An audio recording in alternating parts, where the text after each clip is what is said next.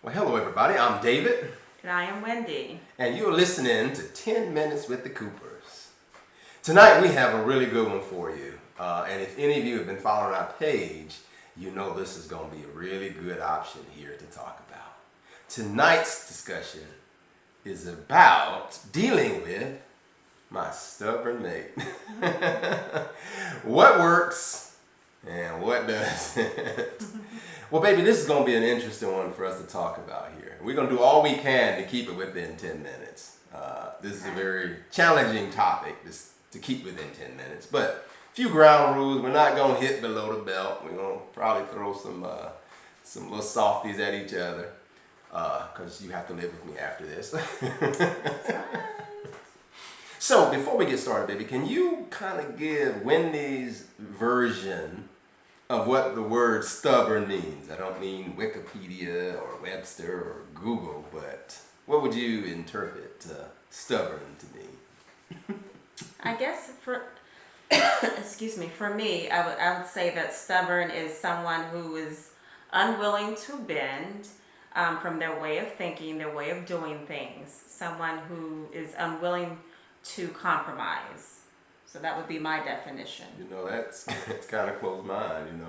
I would say it is unwilling to change even if someone can prove you're wrong, that you still won't change irregardless of the data or the information.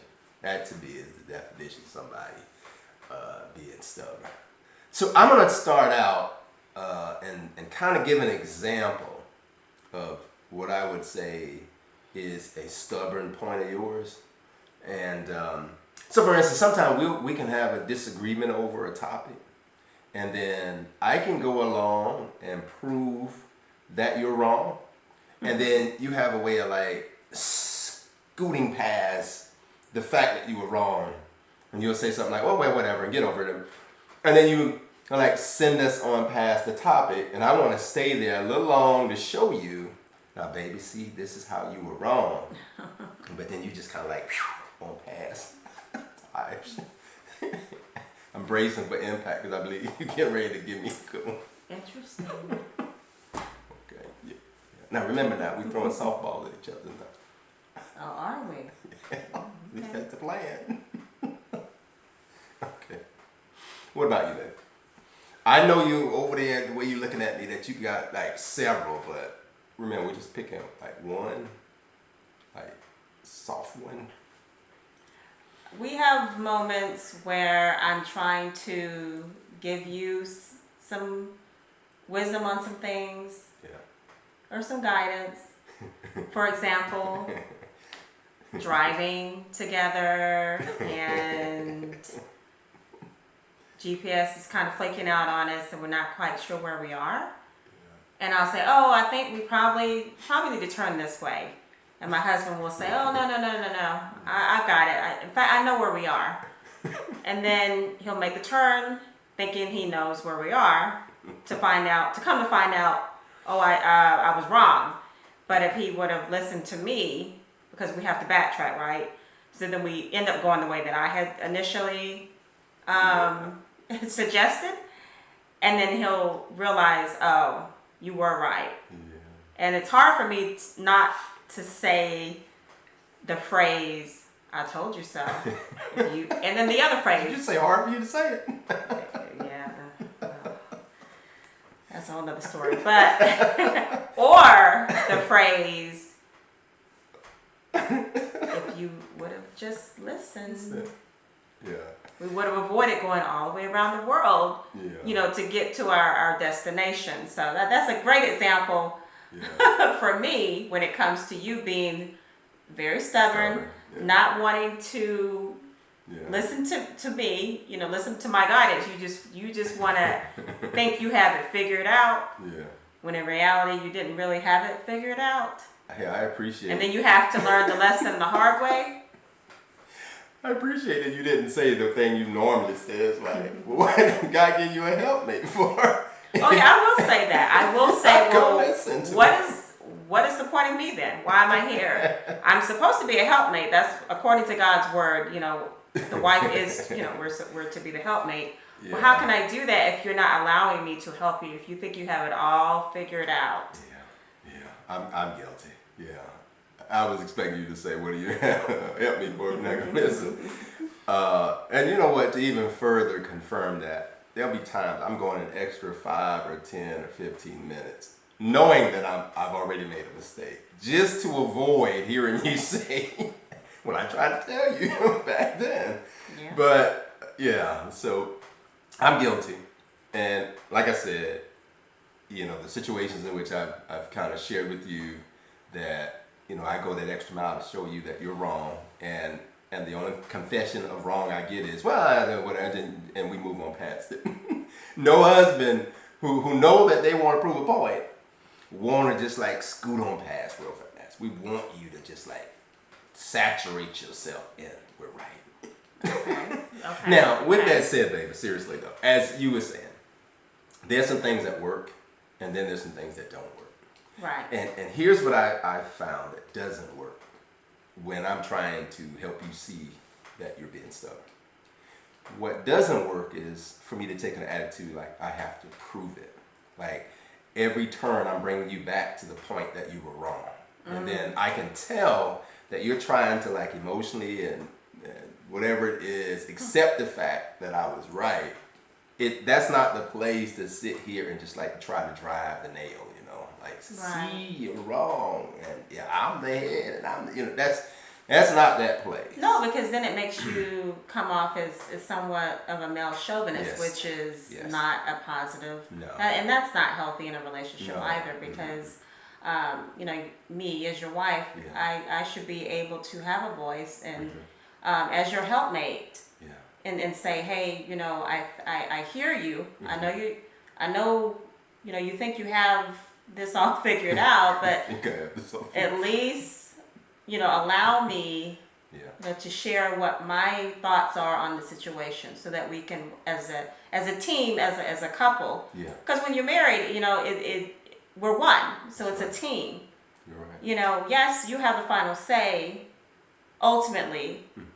However, I am there too to help guide in some of the decision making as well. So you're right, and if you're leading well, you don't have to prove you're right, and that's where true. I've made some mistakes. If I'm at a point where I'm trying to prove you wrong, I've already messed up somewhere. That's true. I found that just didn't work.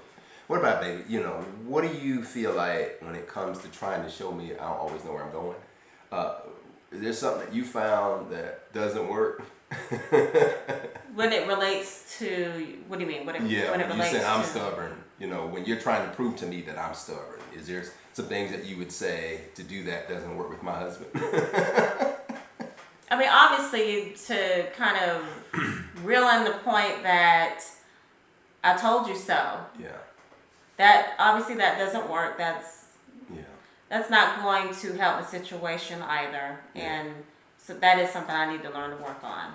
And that's to just allow you to make certain mistakes, and you just have to learn the hard way. But really, just to be there, I need to learn to you know, be more supportive in that, and not rubbing in your face. No one likes for their mistakes to be rubbed in their face, because so let's just be honest, we're all human. We are going to make mistakes here on this earth, right, in this world. And so it's important to have that support system in place, so that when the mistakes happen, because they will, yes, they will, you know that you can be, I'm trying to think of the word I want to use, vulnerable in those moments of mistakes. That's true. And know that you have a partner that, you know, will be there to help you pick up the pieces and work together as a team, you know, to get through whatever The you know, situation is. situations that you're dealing with. So. And it's funny that you say that, because what I found that works is to look at it like that. This is a collective. This is something you and I are going through together. And I don't have to be right today. You know, take some time and let, you know, situations just prove themselves. I just find that it's best to do that, not to I told you so kind of a thing. So When we both kind of agree, it sounds as if we both agree that is the same approach both ways too. If I drive us in the ditch, then let him go through the trouble of picking the cart and get us out of it. I like this one phrase that a pastor, our former first lady used to say, and maybe it was our pastor at that time. Yeah. Basically, excuse me, learning as women, we need to learn to duck. Well, as wives, we need to learn to duck. Yeah.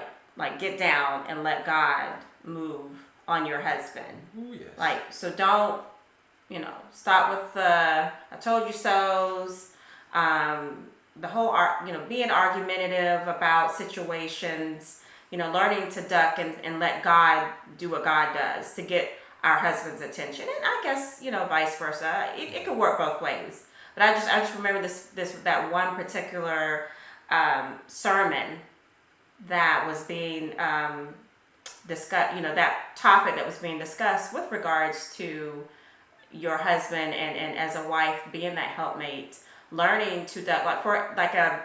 An example that was given was that your husband forgot to pay the light bill. So instead of saying, I told you so, I told you that bill was due on this date and you didn't pay it, now we don't have any lights. What women were encouraged to do in that type of scenario was to put candles all through the house. Your husband comes home from work, it's dark, you put the candles out and have a nice candlelit dinner. And your husband's like, oh, thank you. This is so thoughtful of you to have me come home to this nice, candlelit dinner. And then you, as the wife, as the helpmate, you just politely say, yes, honey, we don't have any, don't have the lights on. The lights, power was shut down. So I just thought it would be great just to surprise you with a candlelit dinner. So you already know. Okay, you don't want to call your husband an idiot, but you already know that he didn't pay the bill. But handle it that way because first of all, it's a check. It's like, like I didn't pay the light bill. Oh, it causes them to,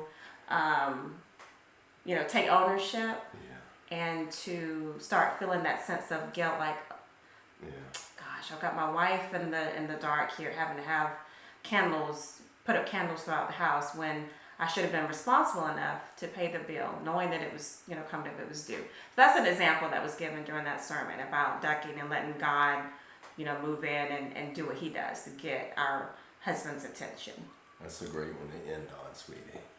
And as we have on the title of this, to be or not to be, it's going to be determined by how you handle a stubborn mate. And we've agreed to be. We hope that that's your same reality.